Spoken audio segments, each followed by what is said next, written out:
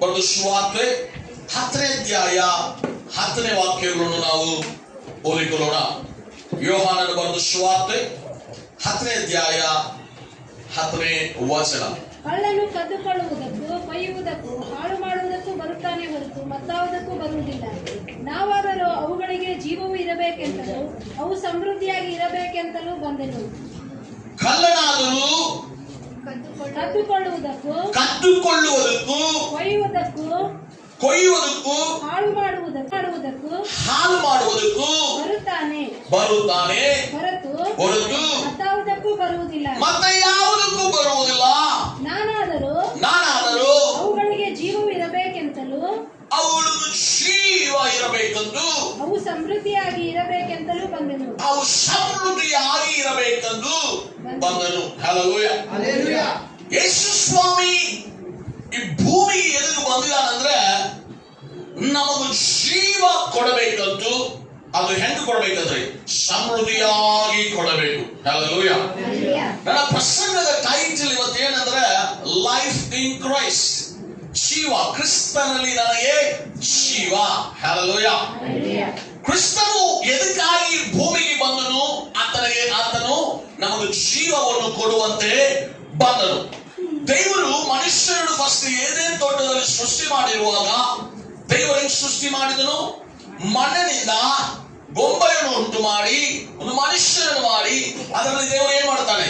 ಜೀವ ಶ್ವಾಸವನ್ನು ಹಾಕುವಾಗ ಅವನು ಬದುಕುವ ಮನುಷ್ಯನಾದನು. ಹಲ್ಲೆಲೂಯಾ. ಅಂದ್ರೆ ಫಸ್ಟ್ ದೇವರು ಏನ್ ಮಾಡಿದಾನೆ? ಮನುಷ್ಯರನ್ನು ಸೃಷ್ಟಿ ಮಾಡುವಾಗ ಅವನೊಳಗೆ ಏನ್ ಕೊಟ್ಟನು? ಜೀವ ಶ್ವಾಸ ಇತ್ತು. ಈ ಮಣ್ಣಾದ ಈ ಗೊಂಬೆ ಜೀವ ಬರಬೇಕಂದ್ರೆ ಅದರಲ್ಲಿ ಏನಿದೆ? ದೇವರ ಜೀವ ಇದೆ. ದೇವರ ಜೀವ ಇದ್ದ ಕಾರಣದಿಂದ ಈ ಮಣ್ಣಿಗೆ ಜೀವ ಬಂತ, ಅದು ಮನುಷ್ಯನಾಗಿದೆ. ಬಟ್ ಅವನು ಯಾವಾಗ ಪಾಪ ಮಾಡಿದನೋ ದೇವರಿಂದ ಅವನು ದೂರವಾಗಿದ್ದಾನೆ. ಕ್ರಿಸ್ತೇಸುವಿನ ಮೂಲಕವಾಗಿ ತಿರುಗಿ ಆ ಜೀವ ನಿಮಗೂ ನನಗೂ ದೇವರು ಕೊಡ್ತಾ ಇದ್ದಾನೆ. ಹಲ್ಲೆಲೂಯಾ. ಏನ್ ಆದಾಮ ಹವ್ವಳು ಏದೇನ್ ತೋಟದಲ್ಲಿ ಕಳ್ಕೊಂಡಿದ್ದರು ಅದನ್ನು ಕ್ರಿಸ್ತೇಸುವಿನ ಮೂಲಕವಾಗಿ ತಿರುಗಿ ಆ ಜೀವವನ್ನು ಪಡೆದುಕೊಳ್ಳುವಂತೆ ದೇವರು ನಮಗಾಗಿ ಬಂದರು. ಹಲ್ಲೆಲೂಯಾ. ಹಲ್ಲೆಲೂಯಾ. ಹಲ್ಲೆಲೂಯಾ. ಸೊ ಅದನ್ನು ನಮಗಾಗಿ ಜೀವ ಕೊಡುವಂತೆ ಬಂದರು. ಆ ಜೀವ ಹೆಂಗಂದ್ರಿ? ಸಮೃದ್ಧಿಯಾದ ಜೀವನ. ಯೋಹಾನನ ಬರೆದ ಸುವಾರ್ತೆ 14ನೇ ಅಧ್ಯಾಯ 6ನೇ ವಚನ ಓದಿ. ಯೇಸು ಅವನಿಗೆ ನಾನೇ ಮಾರ್ಗವು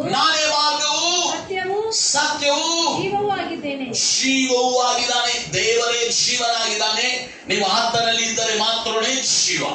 ಹಲ್ಲೆಲೂಯಾ. ಹಲ್ಲೆಲೂಯಾ. ಕ್ರಿಸ್ತನಲ್ಲಿ ನಮಗೆ ಜೀವ ಇದೆ. ಕ್ರಿಸ್ತನು ಜೀವನಾಗಿದ್ದಾನೆ. ಹಲ್ಲೆಲೂಯಾ. ಹೀಗೆ ದೇವರ ಕ್ರಿಸ್ತೇಶ್ವರನು ನೀನು ನಂಬುವುದಾಗಿದ್ದರೆ ಈ ಜೀವ ನಿನ್ನಲ್ಲಿ ಇದೆ. ನಾವಿವತ್ತಿಲ್ಲಿ ನಾವು ಕೂಡಿ ಬಂದಿದ್ರೆ ನಮ್ಮ ನಂಬಿಕೆ ಏನ್ರಿ? ಯೇಸು ಸ್ವಾಮಿ ನನಗಾಗಿ ಭೂಮಿಗೆ ಬಂದರು. ಯೇಸು ಸ್ವಾಮಿ ನನಗಾಗಿ ರಕ್ತವನ್ನು ಸುರಿಸಿದರು. ಯೇಸು ಸ್ವಾಮಿ ನನ್ನ ಪಾಪಗಳನ್ನು ಹೊತ್ತುಕೊಂಡರು, ನನ್ನನ್ನು ಪರಿಶುದ್ಧ ಮಾಡಿದರು. ಈಗ ಈ ಜೀವನಲ್ಲಿ ಇರುವಾಗ ನೋಡ್ರಿ, ನಮಗೂ ಈ ಒಂದು ಜೀವವನ್ನು ಯೇಸು ಸ್ವಾಮಿಯನ್ನು ಪಡೆದುಕೊಳ್ಳದವರಿಗೂ ಒಂದು ಡಿಫರೆನ್ಸ್ ಏನಿದೆ ಅಂದ್ರೆ, ಯೇಸು ಸ್ವಾಮಿಯನ್ನು ಪಡೆದುಕೊಂಡವರು ಈ ಜೀವನಲ್ಲಿ ಇರುವವರು ಒಂದು ಕ್ರಮದಲ್ಲಿ ಇರಬೇಕು. ಈ ಭಾರತ ದೇಶದ ಪ್ರಜೆ ಅಂದ್ರೆ ನಿನಗೇನಿದೆ?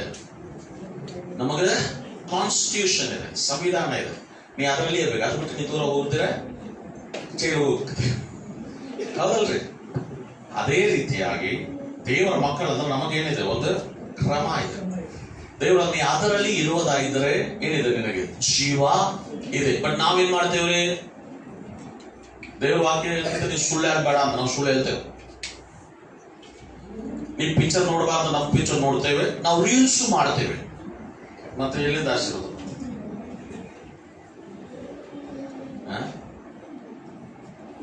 ದೇವ್ರ ವಾಕ್ಯ ಹೇಳ್ತಾ ಇದೆ ನೀನು ಕಳುವು ಮಾಡಬೇಡ ಅಂತ. ಬಟ್ ಆದ್ರೂ ಸರಿನೇ ಅಂಗಡಿಗೆ ಹೋದ್ರೆ ಒಂದು ಟೊಮೆಟೊ ಕಳುವು ಮಾಡುವುದು, ಒಂದು ಉಳ್ಳಾಗಡ್ಡಿ ಕಳುವು ಮಾಡುವುದು, ಕಳುವು ಮಾಡತ್ತೆ. ಅವೆಲ್ಲ ಕಳುವು ಅಲ್ರಿ, ನಿಮಗೆ ಗೊತ್ತಿಲ್ಲ, ಅದು ಖುಷಿ ರೀ.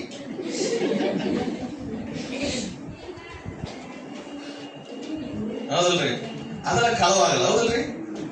ಖುಷಿ ಅದ. ಗೊತ್ತಿಲ್ಲದ ಒಂದು ಟೊಮೆಟೊ ಹಾಕೊಳ್ಳೋದು.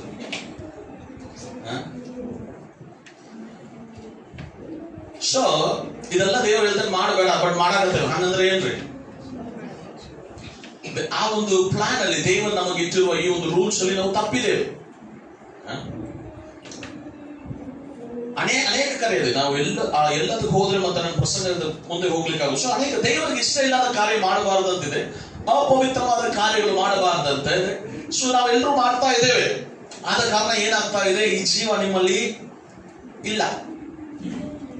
ಇವತ್ತು ಆ ಕ್ರಿಸ್ತೇಶ್ವರ ಮೂಲಕವಾಗಿ ದೇವರು ನಮಗೂ ಕೊಡುತ್ತೇನೆ ಅಂತಿರುವ ಈ ಒಂದು ಜೀವ ಎಂತ ಜೀವ? ಸಮೃದ್ಧಿಯಾದ ಜೀವ ತುರುಗಿ ನಾವು ಪಡೆದುಕೊಳ್ಳುವಂತ ಇದ್ದೇವೆ. ಹಲ್ಲೆಲೂಯಾ. ಅದಕ್ಕೆ ಏನ್ ಮಾಡಬೇಕು? ಮೊದಲನೇದಾಗಿ ಜ್ಞಾನೋಕ್ತಿ 14ನೇ ಅಧ್ಯಾಯ 27ನೇ ವಚನ ಓದ್ರಿ. ಜ್ಞಾನೋಕ್ತಿ 14ನೇ ಅಧ್ಯಾಯ 27ನೇ ವಚನ. ಯೆಹೋವನ ಭಯವೇ ಜೀವದ ಬುಗ್ಗೆ. Fear of the Lord is the foundation of life. ನಿನಗೆ ಜೀವ ಇರಬೇಕಂದ್ರೆ, ದೇವರ ಜೀವ ನಿಮ್ಮಲ್ಲಿ ಇರಬೇಕಂದ್ರೆ ದೇವರ ಭಯ ನಮಗಿರಬೇಕು. Hallelujah, hallelujah. ಇವತ್ತು ದೇವರ ಭಯ ನಮಗಿರುವುದಾದರೆ, ನನ್ನನ್ನು ಯಾವಾಗಲೂ ದೇವರು ನೋಡುತ್ತಾ ಇದ್ದಾನೆ, ನನ್ನನ್ನು ಯಾವಾಗಲೂ ದೇವರು ನೋಡುತ್ತಾ ಇದ್ದಾನೆ. ದೇವರ ಭಯ ಇವತ್ತು ನನಗೆ ಬೇಕು. ನನ್ನ ಶರೀರ ದೇವರ ಆಲಯವಾಗಿದೆ, ನನ್ನ ಶರೀರ ದೇವರ ಆಲಯವಾಗಿದೆ. ಈ ಶರೀರದಲ್ಲಿ ದೇವರಿಗೆ ಇಷ್ಟ ಇಲ್ಲದ ಯಾವುದು ವಸ್ತು ಹೋಗಬಾರದು. ಫಸ್ಟ್ ಯೆಹೋವನ ಭಯ ನಿನಗಿರುವುದಾದರೆ ಅದು ಜೀವದ ಬುಗ್ಗೆ. Fear of the Lord is the foundation of life. ನಿನಗೆ ದೇವರ ಭಯ ಇದು ಇರುವುದಾದರೆ ಏನಿದೆ? ನಿನಗೆ ಜೀವ ಇದೆ. ಇವತ್ತು ನಮಗೆ ಕಾನೂನಿದೆ. ರೋಡಲ್ಲಿ ಅಡ್ಡಾಡುವಾಗ ಎಲ್ಲ ಡಾಕ್ಯುಮೆಂಟ್ಸ್ ನಿಮ್ಮಲ್ಲಿ ಕರೆಕ್ಟ್ ಆಗಿದ್ರೆ ಗಾಡಿಯಲ್ಲಿ ನೀವು ಹೊಡಿತಾ ಇರುವಾಗ ಹೆಂಗ್ ಹೋಗ್ತೇವೆ? ನಾವು ಧೈರ್ಯ ಹೋಗ್ತೇವೆ. ಡಾಕ್ಯುಮೆಂಟ್ ಯಾವ್ದಾದ್ರು ಒಂದು ಮಿಸ್ಸಿಂಗ್, ಒಂದು ಇಲ್ಲ, ಇನ್ಶೂರೆನ್ಸ್ ಇಲ್ಲ, ಏನ್ ಮಾಡ್ತೇವೆ? ಪೊಲೀಸಲ್ಲಿ ನೋಡ್ರೆ ಗಾಡಿ ಓಡಿಸ್ಕೊಂಡು. ಕಾರಣ ಏನ? ಭಯ. ಕಾನೂನು ಪ್ರಕಾರವಾಗಿ ನೀ ಇಲ್ಲ, ಹೌದಲ್ರಿ? ಅದೇ ರೀತಿಯಾಗಿ ದೇವರಿಂದ ಇವತ್ತು ನಿನಗೆ ದೇವರ ಭಯ ಬೇಕು. ದೇವರನ್ನು ನೋಡುತ್ತಾ ಇದ್ದಾನಂತ ಭಯ ಬೇಕು. ದೇವರು ನೋಡಂಗಿಲ್ಲ, ಪಾಸ್ಟರ್ ನೋಡಂಗಿಲ್ಲ, ಯಾರು ನೋಡಂಗಿಲ್ಲ, ಬಿಡು, ಏನ್ ಬೇಕಂದ್ರೆ ಮಾಡೋಣ ಅಲ್ಲ. ದೇವರ ಭಯ ಬೇಕು. ದೇವರ ಭಯವೇ ಜ್ಞಾನದ ಮೂಲ. ದೇವರ ಭಯವೇ ಇಲ್ಲಲ್ಲ. ಓದ್ರಿ. Fear of the Lord is the ಜೀವದ ಬುಗ್ಗೆ. ಜೀವದ ಬುಗ್ಗೆ. ನೆಕ್ಸ್ಟ್ ಹೋದ್ರಿ. ಅಲ್ಲೇ ಅದು ಏನ್ ಮಾಡುತ್ತಂದ್ರೆ ಮನುಷ್ಯನನ್ನು ಮರಣದಿಂದ ತಪ್ಪಿಸುತ್ತಾ ಅವನಿಗೆ ಜೀವ ಕೊಡುತ್ತಾ ಇದೆ. ನಿನಗೆ ದೇವರ ಭಯ ಇರುವುದಾಗಿದ್ರೆ ಆ ಭಯ ಏನ್ ಮಾಡುತ್ತಂತ್ರಿ? ಮರಣದಿಂದ ನಮ್ಮನ್ನು ತಪ್ಪಿಸಿ ನಮಗೆ ಜೀವವನ್ನು ಕೊಡುವುದಾಗುತ್ತೆ. ಇವತ್ತು ನಮಗೆ ಜೀವ ನಾವು ಕ್ರಿಸ್ತೇಶ್ವರ ಮೂಲಕವಾಗಿ ತಿರುಗಿ ಪಡೆದುಕೊಳ್ಳಬೇಕೆಂದು ಬಂದಿರುವಾಗ ಪ್ರಾರ್ಥನೆ ಆರಾಧನೆ ಅಲ್ಲ, ನಿನ್ನ ಕ್ರಿಯೆಗಳಿಂದ, ನಿನ್ನ ಸ್ವಭಾವಗಳಿಂದ ಅದನ್ನು ಬದಲಿ ಮಾಡಿಕೊಳ್ಳಬೇಕು. ನನ್ನನ್ನು ದೇವರು ನೋಡುತ್ತಾ ಇದ್ದಾನೆ ಅಂತ ಭಯ ಯಾವಾಗಲೂ ಬರಬೇಕು. ಹಲ್ಲೆಲೂಯಾ. ಎರಡನೇದಾಗಿ ಮತ್ತೊಂದು ಒಂದು ಸುವಾರ್ತೆ 16ನೇ ಅಧ್ಯಾಯ 24ನೇ ವಚನ.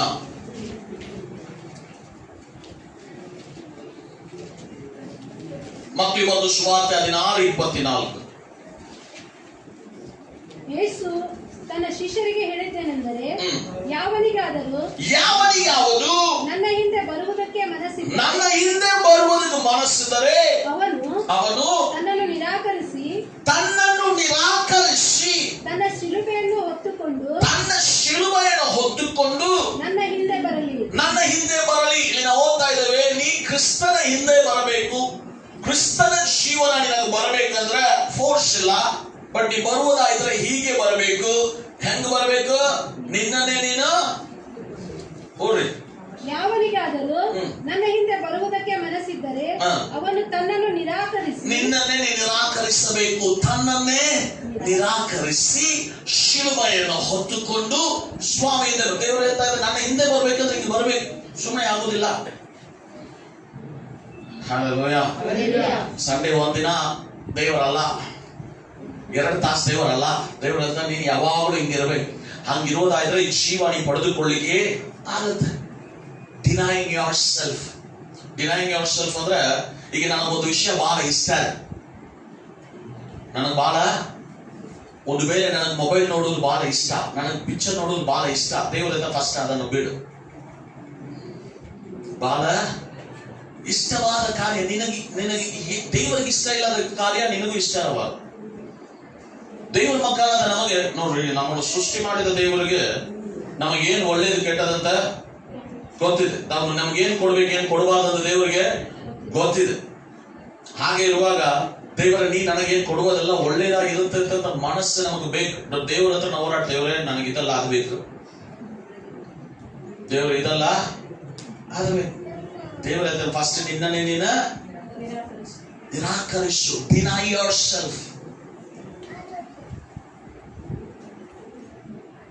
இப்போ ಅದು ಕನ್ನಡದಲ್ಲಿ ಇನ್ನೇ ಹೇಳ್ಬೇಕಂದ್ರೆ ನಾವು ಸೊಕ್ಕ ಮುರಿಬೇಕು.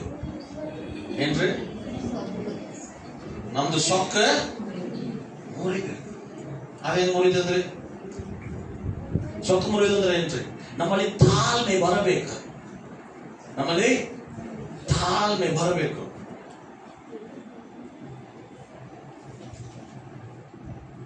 ಮೂರನೇದಾಗಿ ಗಲಾತ್ಯರ 2ನೇ ಅಧ್ಯಾಯ 20ನೇ ವಚನ.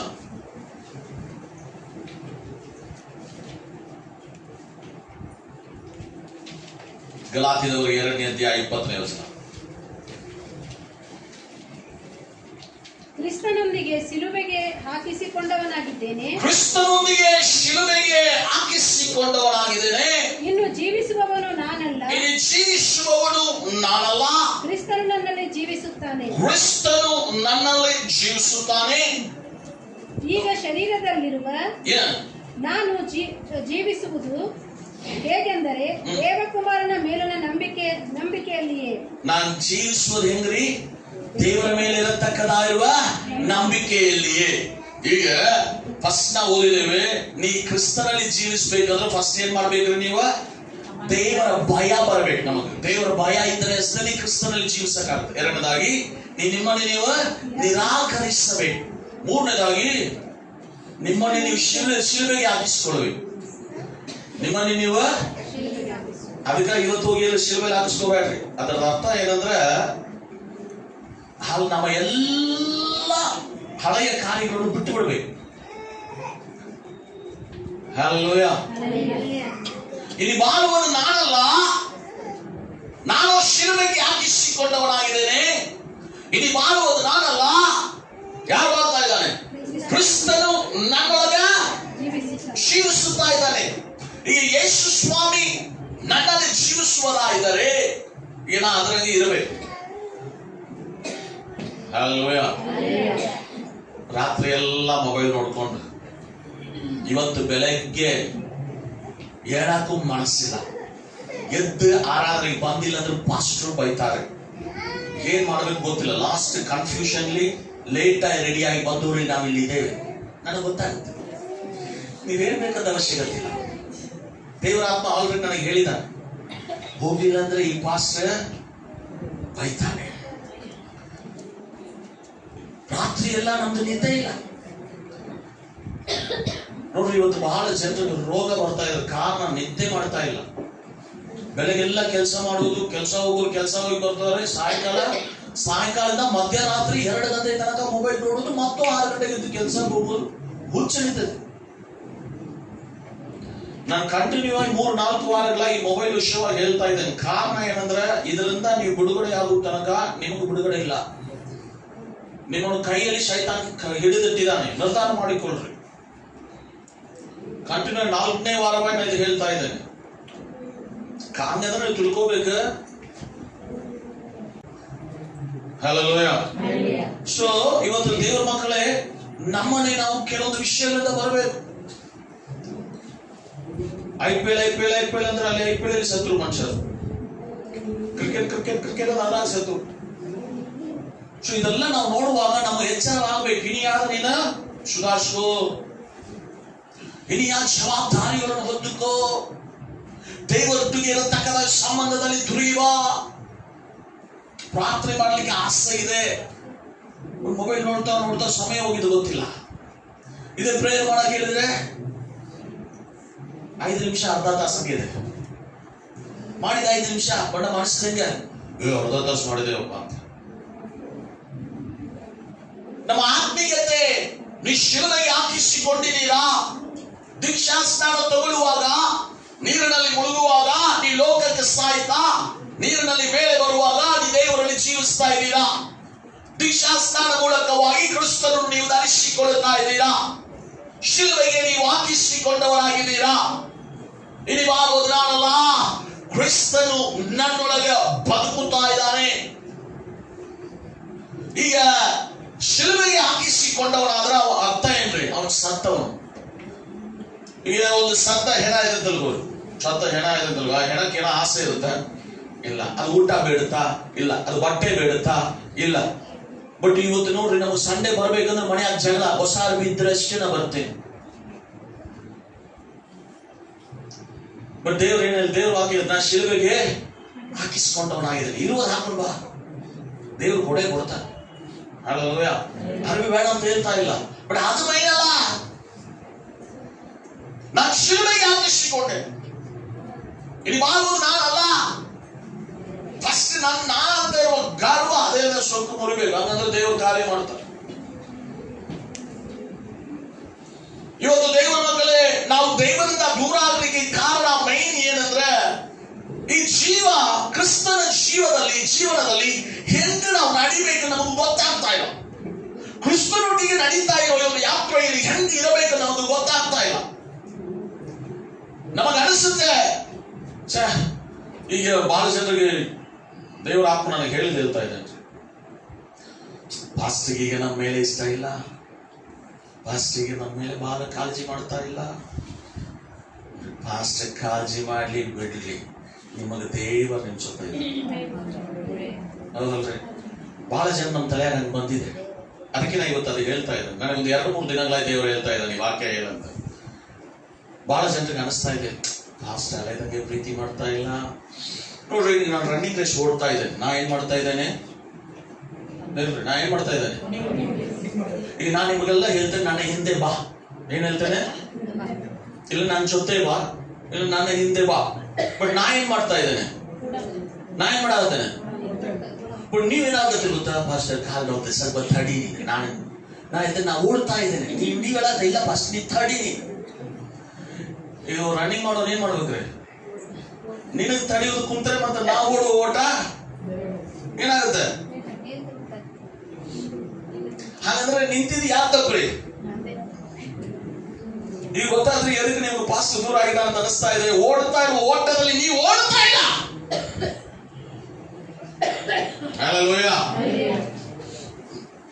ಅರ್ಥ ಆದಲ್ರಿ? ನಮಗೆ ಅನಿಸ್ತಾ ಇದೆ, ಬಹಳ ಸಮಯ ನಮಗೆ ಅನಿಸುತ್ತೆ, ಸಭೆ ನನಗೆ ದೂರವಾಗಿದೆ, ಸಭಾಪಾಲಕ ನನ್ನ ದೂರವಾಗಿದ್ದಾನೆ ಅಂತ. ಇಲ್ಲ, ಓಡುತ್ತಾ ಇದ್ದೇನೆ. ನಾವೊಂದು ಓಟದಲ್ಲಿ ಓಡುತ್ತಾ ಇದ್ದೇನೆ. ಪೌಲ ಪುಸ್ತಕ ಹೇಳಿದ ಪ್ರಕಾರವಾಗಿ ನಾನು ಶ್ರೇಷ್ಠ ಹೋರಾಟವನ್ನು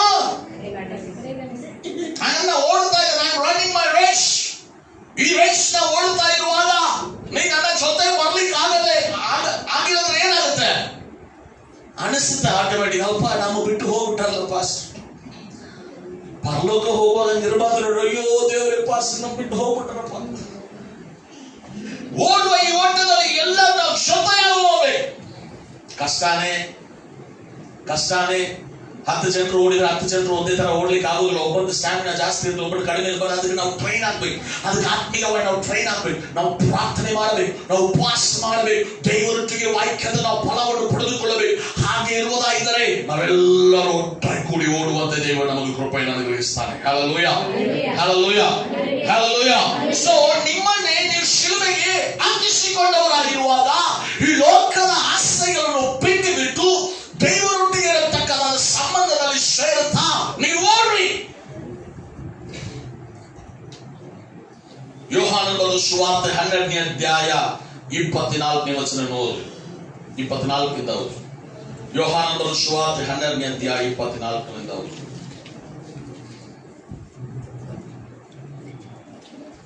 ನಿಮಗೆ ನಿಜ ನಿಜವಾಗಿ ಹೇಳುತ್ತೇನೆ, ಗೋಧಿಯ ಕಾಳು ಭೂಮಿಯಲ್ಲಿ ಬಿದ್ದು ಸಾಯದಿದ್ದರೆ ಒಂದೇಯಾಗಿ ಉಳಿಯುವುದು, ಸತ್ತರೆ ಬಹಳ ಫಲ ಕೊಡುವುದು.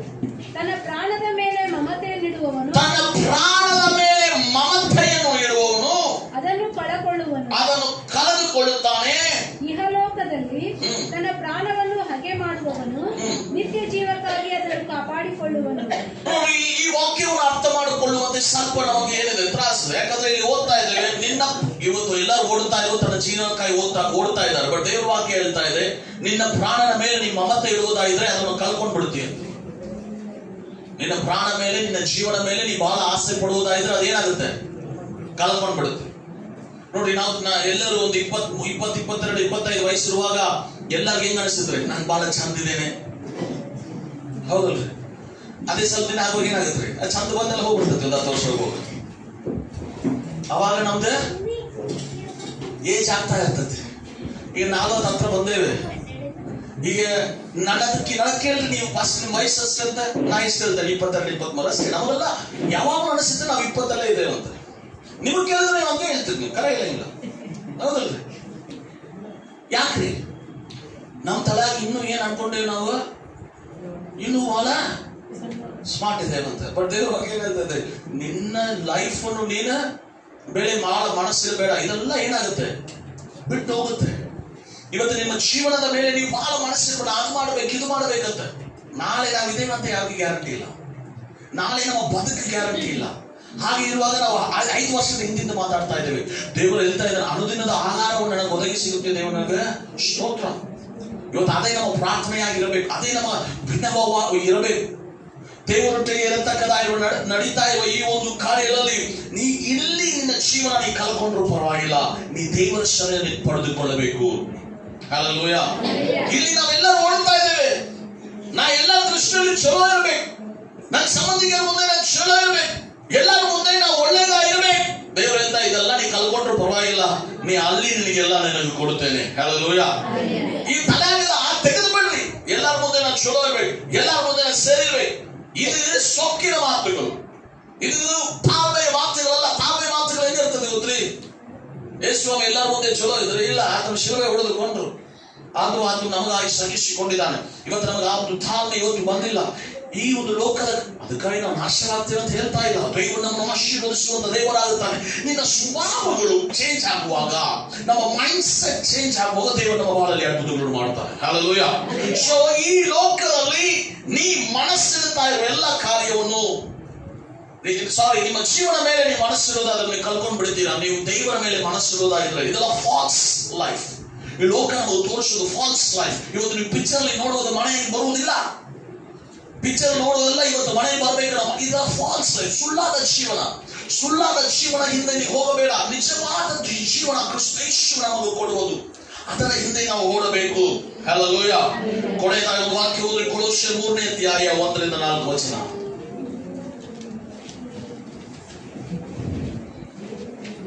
ಕೊಲೋಸ್ಯದವರಿಗೆ 3ನೇ ಅಧ್ಯಾಯ 1ರಿಂದ 4. ಆದ ಕಾರಣ ನೀವು ಕ್ರಿಸ್ತನೊಂದಿಗೆ ಎಬ್ಬಿಸಲ್ಪಟ್ಟಿರುವುದರಿಂದ ಮೇಲಿರುವವುಗಳನ್ನು ಹುಡುಕಿರಿ. ಮೇಲಿರುವುಗಳನ್ನು ಹುಡುಕ್ರಿ. ಏನು ಹುಡುಕ್ರಿ ನೀವು?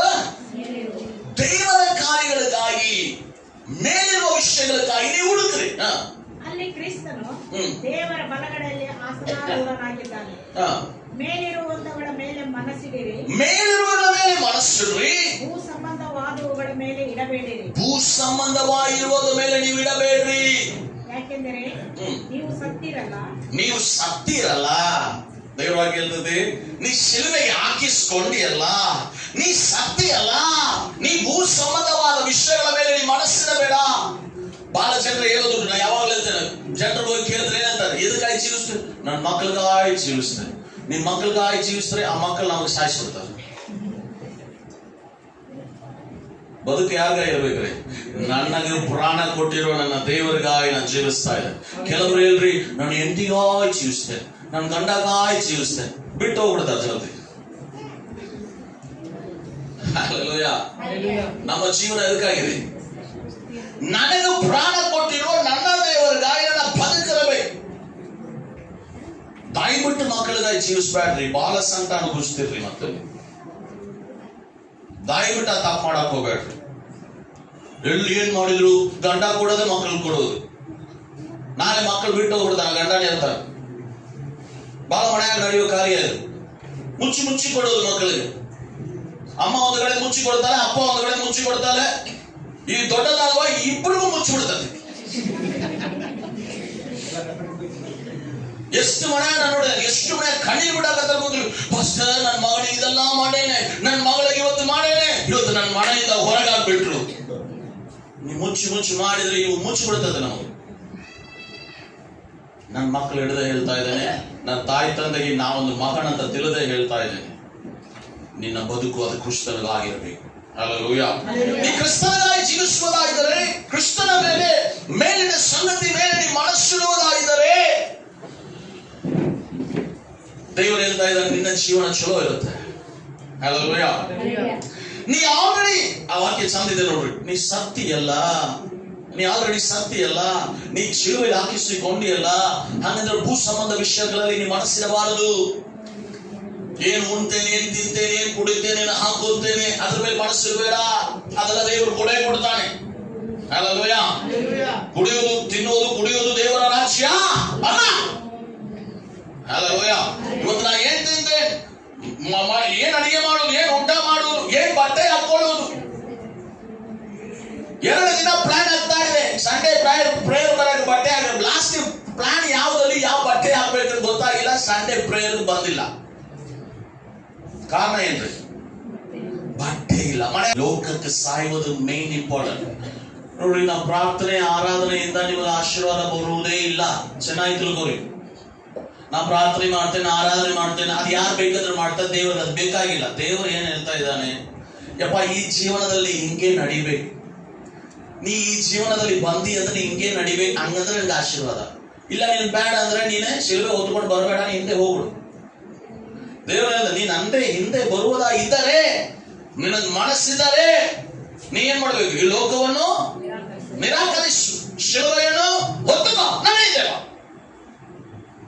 ಇದೆಲ್ಲ ಮಾಡಿದ ಮೇಲೆ ನನ್ನ ಹಿಂದೆ ಬಾ. ಬಟ್ ನಾವೇನ್ ಮಾಡ್ತೇವೆ? ಪ್ರಾರ್ಥನೆ ಮಾಡೋದು ಒಂದು ಲಿಸ್ಟ್ ನೋಡಿದ್ರೆ, ನನ್ನ ಮಕ್ಕಳಿಗಾಗಿ ಪ್ರಯತ್ನ ಮಾಡ್ರಿ, ಪ್ರೆಗ್ನೆಂಟ್ ಆಗ್ಬೇಕು ಪ್ರಾರ್ಥನೆ ಮಾಡ್ರಿ, ಮಕ್ಕಳಾಗ್ಬೇಕು ಪ್ರಾರ್ಥನೆ ಮಾಡಿ, ಕೆಲಸ ಆಗ್ಬೇಕು. ಇದಲ್ಲ. ನಿನಗೂ ದೇವರಿಗೂ ಎಷ್ಟು ಸಂಬಂಧ ಇದೆ? ನೀ ಪ್ರಾರ್ಥನೆ ಮಾಡ್ತಾ ಇದೀಯಾ? ಆತ್ಮೀಯತೆ ಹೆಂಗಿದೆ? ಇದೆಲ್ಲ ದೇವರು ಮಾಡೇ ಮಾಡ್ತಾನೆ. Hallelujah. Seek ye first the kingdom of God and His righteousness, all things shall be added unto you. ದೇವರ ರಾಜ್ಯಕ್ಕಾಗಿ, ನೀತಿಕ್ಕಾಗಿ ತವಕ ಪಡ್ರಿ, ಇವೆಲ್ಲ ನಿಮಗ ಕೂಡ ಕೊಡ್ತೇನೆ ಅಂದ್ರೆ ಅರ್ಥ ಏನ್ರಿ? ಕಾಂಪ್ಲಿಮೆಂಟ್ರಿ ಇವೆಲ್ಲ. ನೀವು ಏನೋ ಒಂದು ದೊಡ್ಡ ವಸ್ತು, ಸಪೋಸ್ ಒಂದು ದೊಡ್ಡ ಫ್ರಿಡ್ಜ್ ಇಲ್ಲಂದ್ರೆ ಫ್ರಿಡ್ಜ್ ತಗೊಳ್ಳೋದಕ್ಕಿಂತ ಎಕ್ಸಾಮ್ ರೆಫ್ರಿಜರೇಟರ್, ದೊಡ್ಡ ಫ್ರಿಡ್ಜ್ ತಗೊಳ್ಳೋ, ಬಿಲ್ಡಿಂಗ್ ಎಲ್ಲ ಆದ ಮೇಲೆ ಸೇಲ್ಸ್ ಮನ್ ಒಂದು ಹೇಳ್ತಾನೆ, ಕಾಂಪ್ಲಿಮೆಂಟರಿ ಆಗಿ ಒಂದು ಇನ್ವರ್ಟರ್ ಕೊಡ್ತೇವ್ರಿ ಅಂತ. ಏನ್ರಿ ಕಾಂಪ್ಲಿಮೆಂಟರಿ ಆಗಿ?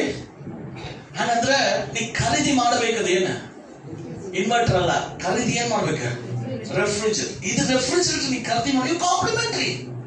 ಇವತ್ತು ನಾವು ಪ್ರಾರ್ಥನೆ ಮಾಡುವುದೆಲ್ಲ ಈ ಕಾಂಪ್ಲಿಮೆಂಟರಿ ವಸ್ತುಗಾಗಿ. ದೇವರೇ ನನಗೆ ಅದು ಕೊಡು, ಇದು ದೇವರ, ಇದೆಲ್ಲ ಕಾಂಪ್ಲಿಮೆಂಟರಿ.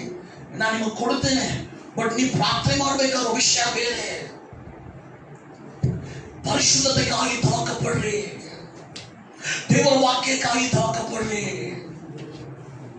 ಪರಿಶುದ್ಧವನ್ನು ಬಯಸ್ರಿ. Hunger for the holiness. ಆ ಒಂದು ದಾನ ಬರಲಿ, ನಾನು ಪರಿಶುದ್ಧವಾಗಿರಬೇಕಂತ ದಾನ ಬರಲಿ. ಎಲ್ಲ ಪಾಪ ಮಾಡ್ತಾ ಇದ್ದೇವೆ, ಇಲ್ಲ ಅಂತ ಹೇಳ್ತಾ ಇಲ್ಲ, ನಾವೆಲ್ಲರೂ ಪಾಪಿಗಳು. ಬಟ್ ಆದ್ರೂ ಸುಮ್ಮನೆ ಆ ಒಂದು ದಾನ ಬರಲಿ. ದೇವರೇ, ನನಗಾಗಿ ಶಿಲುಬೆಯಲ್ಲಿ ಸತ್ತಿಯಲ್ಲ, ನನ್ನ ಪಾಪವನ್ನು ಹೊತ್ತುಕೊಂಡಿಯಲ್ಲ, ನಿನಗಾಗಿ ನಾನು ಪರಿಶುದ್ಧನಾಗಿ ಜೀವಿಸಲಿಕ್ಕೆ ನಾನು ಸ್ಟೆಪ್ ತಗೋತೇನೆ. ದಾನ ದೇವರು ಇವತ್ತು ಮೆಚ್ಚುತ್ತಾ ಇದ್ದಾನೆ. ಬಿಡಬೇಕಾಗಿರುವ ಕಾರ್ಯವನ್ನು ಬಿಡಬೇಕು, ದೇವರ ಐಕ್ಯದಲ್ಲಿ ನಾವು ಸೇರಬೇಕು. ಹಲ್ಲೆಲೂಯಾ.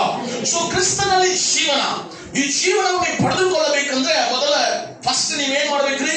ದೇವರ ಭಯ ಉಳ್ಳವರಾಗಿರ್ಬೇಕು. ಎರಡನೇದಾಗಿ ನಿಮ್ಮನ್ನೇ ನೀವು ನಿರಾಕರಿಸಬೇಕು. ಮೂರನೇದಾಗಿ ನೀವು ಶಿಲುಬೆಗೆ ಹಾಕಿಸಿಕೊಂಡವರಾಗಿರ್ಬೇಕು. ನಾಲ್ಕನೇದಾಗಿ ಸುಳ್ಳಾದ ಜೀವನಕ್ಕಾಗಿ ನೀವು ಮನಸ್ಸಿಡಬಾರದು. ಸುಳ್ಳಾದ ಜೀವನ, ಈ ಲೋಕದ ಜೀವನದಲ್ಲಿ ನೀವು ಮನಸ್ಸಿಡಬೇಡ. ಕೊನೆಯದಾಗಿ ನೀ ಹಿಂಗಿರುವುದಾಗಿದ್ದರೆ ದೇವರು ನಿನಗೆ ನಿತ್ಯ ಜೀವವನ್ನು ಕೊಡುತ್ತಾ ಇದ್ದಾನೆ. ಕೊಲೊಸ್ಸೆ 3:4 ವಚನ ಹೋದ್ರಿ. 4ನೇ ವಚನ. ನಿಮ್ಮ ಜೀವವು ಕ್ರಿಸ್ತನೊಂದಿಗೆ ದೇವರಲ್ಲಿ ಮರೆಯಾಗಿಟ್ಟದೆ. ದೇವರಲ್ಲಿ ಮರೆಯಾಗಿದೆ. ನಮಗೆ ಜೀವವಾಗಿರುವ ಕ್ರಿಸ್ತನು, ನಮಗೆ ಜೀವವಾಗಿರುವ, ಚೆನ್ನಾಗಿ ಹೋಗ್ರಿ, ನಮಗೆ ಜೀವ. ನಿಮಗೆ ಜೀವ ಏನ್ರಿ? ಕ್ರಿಸ್ತನೇ. ನಿಮಗೆ ನಮಗೆ ಜೀವವಾಗಿರುವ ಕ್ರಿಸ್ತನು ಪ್ರತ್ಯಕ್ಷನಾಗುವಾಗ ನೀವು ಸಹ ಆತನ ಜೊತೆಯಲ್ಲಿ ಪ್ರಭಾವದಿಂದ ಕೂಡಿದವರಾಗಿ ಪ್ರತ್ಯಕ್ಷರಾಗುವಿರಿ. Hallelujah, hallelujah. ನಿಮ್ಮ ನೀವು ಜೀವನವನ್ನು ನೀವು ಆರಿಸಿಕೊಂಡಿರ. ಈ ಜೀವವನ್ನು ನೀವು ಆರಿಸಿಕೊಂಡಿರುವಾಗ ಜೀವದ ಮಾರ್ಗದಲ್ಲಿ ನೀವು ನಡೆಯುವುದಾದರೆ ದೇವರು ಬರುವಾಗ ನಿನ್ನ ಜೀವವಾಗಿರುವ ಕ್ರಿಸ್ತನು ತನ್ನ ಮಹಿಮೆಯಲ್ಲಿ ಪ್ರತ್ಯಕ್ಷನಾಗುವಾಗ ನೀವು ಸಹ ನಿಮ್ಮ ಮಹಿಮೆಯಲ್ಲಿ, ಆತನ ಮಹಿಮೆಯಲ್ಲಿ ನಾವು ಸಹ ಪ್ರತ್ಯಕ್ಷವಾಗುವೆವು. ಹಲ್ಲೆಲೂಯಾ. ಅದಕ್ಕಾಗಿ ಕಾಯ್ತಾ ಇರುವುದಾದರೆ ಇವತ್ತು ಕ್ರಿಸ್ತನಲ್ಲಿ ನನ್ನ ಜೀವನ ಹೆಂಗಿದೆ, ಕ್ರಿಸ್ತನಲ್ಲಿ ನಾನು ಬಾಳುತ್ತಾ ಇರುವ ಜೀವನ ಹೇಗೆ, ಲೋಕವನ್ನು ನಾನು ಬಿಟ್ಟವನಾಗಿ ಬಾಳುತ್ತಾ ಇದ್ದೇನೆ, ಕರ್ತನಿಗಾಗಿ ನಾನು ಬಾಳುತ್ತಾ ಇದ್ದೇನೆ, ನಾನು ಸತ್ತವನಾಗಿ ಬಾಳುತ್ತೇನೆ, ಶಿಲುಬೆಗೆ ಹಾಕಿಸಿಕೊಂಡವನಾಗಿ ಬಾಳುತ್ತಾ ಇದ್ದೇನೆ ಅಂತ ನಮ್ಮನ್ನು ನಾವು ಕೇಳಿಕೊಳ್ಳೋಣ. ಹಾಗೆ ಕೇಳಿಕೊಳ್ಳುವುದಾಗಿದ್ದರೆ ಕ್ರಿಸ್ತನ ಜೀವ ನಿಮ್ಮಲ್ಲಿ ಇದೆ, ಕ್ರಿಸ್ತನ ಜೀವ ನಿಮ್ಮಲ್ಲಿ ಇದೆ. ಆತನು ನಿಮ್ಮನ್ನು ಬಲಪಡಿಸುವಂತ ದೇವರಾಗುತ್ತಾ ಇದ್ದಾನೆ. ಇಲ್ಲಿ ಮಾತ್ರ ಅಲ್ಲ, ಬರುವ ದಿನಗಳಲ್ಲಿ, ಆತನು ಬರುವ ಸಮಯಗಳಲ್ಲಿಯೂ ಸರಿನೇ ಆತನ ಮಹಿಮೆಯಲ್ಲಿ ಸೇರಿಸುವಂತೆ ಕರ್ತನ ನಮಗೆ ಕೃಪೆಯನ್ನು ಅನುಗ್ರಹಿಸುತ್ತಾನೆ. ಹಲ್ಲೆಲೂಯಾ. ನಾವು ಕಣ್ಣು ಮುಚ್ಚಿ ದೇವರಲ್ಲಿ ಸಮರ್ಪಿಸೋಣ. ದೇವರು ನಮ್ಮ ಜೊತೆಗೆ ಮಾತನಾಡುತ್ತಾ ಇರುವ ಕೃಪೆಗಾಗಿ ದೇವರಿಗೆ ನಾವು ಕೃತಜ್ಞತೆಗಳು ಸಲ್ಲಿಸೋಣ. ದೇವರಪ್ಪ, ನನ್ನ ಜೀವ ನೀನಾಗಿದ್ದೀ.